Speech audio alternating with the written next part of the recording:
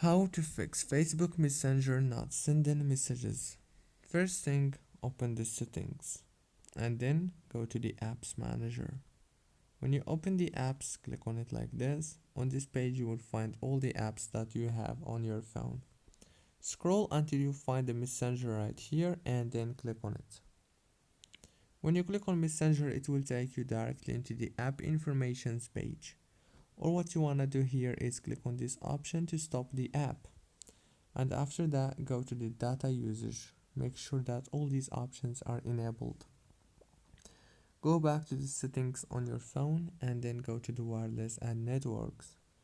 Make sure that the Wi-Fi is working well. And if it's not, then you may have to change the network that you are connected to. That's it guys, and the last solution you have is go to the Play Store or the App Store, search for Messenger and update it. Don't forget to like, subscribe.